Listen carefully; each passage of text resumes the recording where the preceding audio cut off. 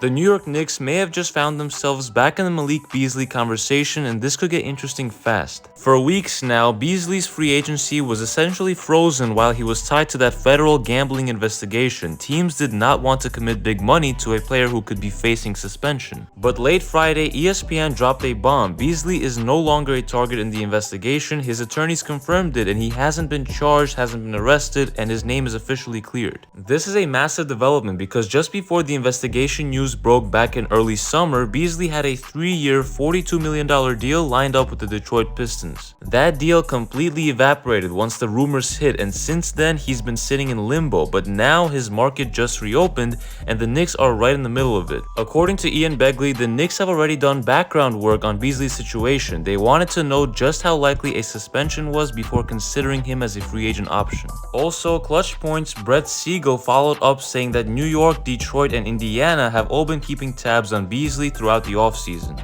And Jake Fisher added that the Knicks' interest actually dates back to May when they faced Beasley in the first round of the playoffs. So what makes him appealing? Well, it's no secret. Beasley is one of the league's most dangerous shooters. Last season, he knocked down nearly 42% from 3 on high volume. The Knicks need shooting, plain and simple. With Mike Brown stepping in as head coach, the system is going to prioritize spacing and pace, and Beasley fits that mold perfectly. If you plug him into lineups with Brunson, Bridges, and Cat, and suddenly you will have one more sniper that defenses cannot afford to leave open. Now, the real challenge is the money aspect. The Knicks are hard capped at the second apron. That means that they can only offer Beasley the veteran's minimum, around $3.5 million.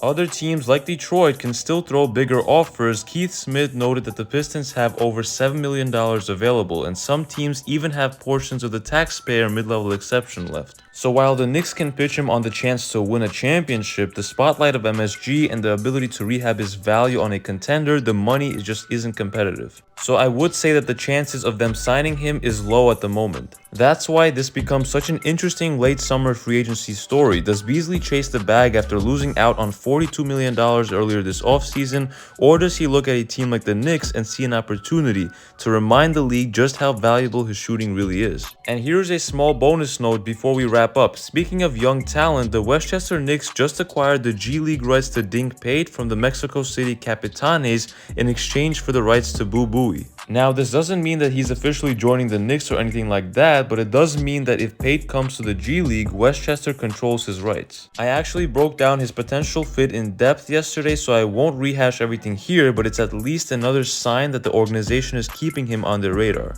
Something to file away as Leon Rose and company continue to stockpile young developmental pieces. But back to the main headline, Malik Beasley's market is officially back, and the Knicks are one of the teams in play. Whether they can land him at just a minimum remains to be seen, but make no mistake, his shooting is the kind of weapon that could swing playoff games. And now that his name is cleared, Beasley is suddenly one of the most fascinating free agents left on the board. So yeah, Knicks fans, let me know what you guys think about Malik Beasley and potential Knicks fit down in the comments below. Personally, I would very much love this idea. Basketball fit-wise, he would be a steal at the veterans minimum, obviously, but the question that you still have to ask is if it's worth it bringing the drama along with him around the Knicks locker room. So once again, let me know your thoughts in the comments down below about Malik Beasley and the Knicks, and if you enjoyed this video, make sure to hit that like button and sub to the channel for more Knicks news and updates you will not want to miss, and get us to 10,000 subscribers by the end of the year. It's been KNYT here, and I'll see you guys in the next one.